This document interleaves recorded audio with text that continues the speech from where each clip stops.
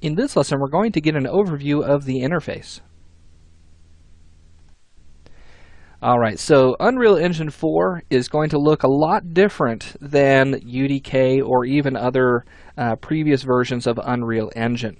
So if this is the first time that you've ever messed with any Unreal Engine, what a time to get into it, because this Unreal Engine 4 is really fun to work with. I really like it a lot.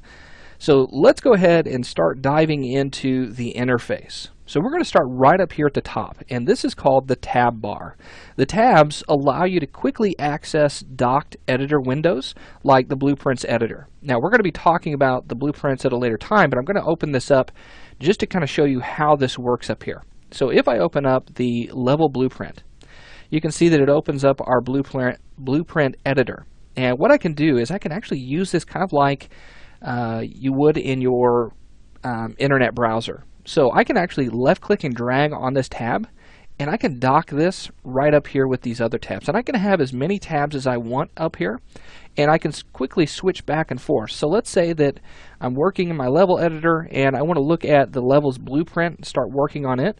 I can simply left click on that tab and start working here very quickly. Instead of opening that up and then trying to position that, it allows us to keep things very clean. Now I can also close that down, and that will remove that tab. Works just like an Internet Explorer. Alright, so now let's go ahead and talk about the menu bar. And the menu bar is right here underneath the tabs there. And the menu bar provides access to general tools and commands that are used whenever we're working with levels in our editor. So for example, if we go to File, we can organize all of our files, we can open new levels, we can create new levels, we can save, all of that good stuff. So this is pretty basic right in here. Now we also have Edit, and under Edit this is used for common edit commands like undo, redo, copy, paste, duplicate, etc. You can see all of those there.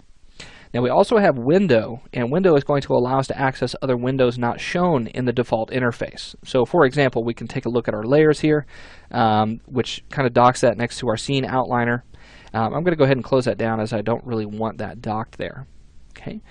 Now we also have Help, and Help is a really great menu to go through. You can take a look at the Unreal documentation, you can look at the API references, you can go to the forums and things like that. So go ahead and take a look at that, kind of check out what they have to offer. And the documentation is going to be pivotal in learning Unreal Engine 4, because there are going to be things that we're not necessarily going to cover in this course, and there may be things that are specific to your situations as you're creating your own projects.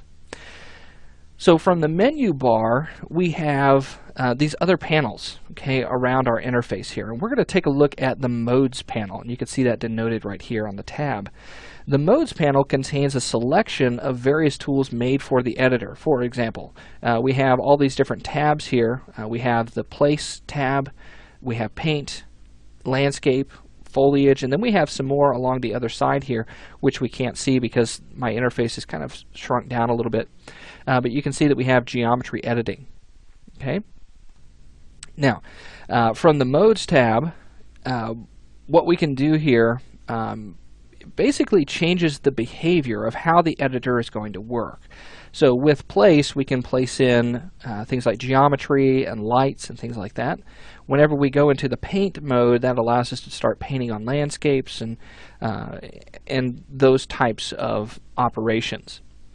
Now moving on from Modes, let's go down here. We have the Content Browser. The Content Browser is going to be extremely important because it allows us to create, import, organize, view, and even modify our content assets. This is where we're going to be going to get all of our files to make up our levels. Now moving on from the Content Browser, we have the Viewport, and this is the main window into creating our levels. This is where we're going to be spending most of our time manipulating objects, moving them around, getting them all to fit together to create our beautiful environments. Now from the Viewport, here we have the Scene Outliner on the right side here. The Scene Outliner is going to basically, it's going to allow us to have access to the assets that are in our level. So we can select things, we can turn them off, hiding them, adjusting their visibility, and it also displays how objects are parented together. We'll talk a little bit more about that here in a little while. And then we have our details. Now details contains information, utilities, and functions that are specific to our current selection. So as of right now, you don't see anything in our details, and that's because we don't have anything selected. So if you simply left click on this chair, you'll see that it selects, and then you'll notice that our details panel fills up with lots of information. So we have transform, static mesh, materials, everything that makes up this actor in the scene.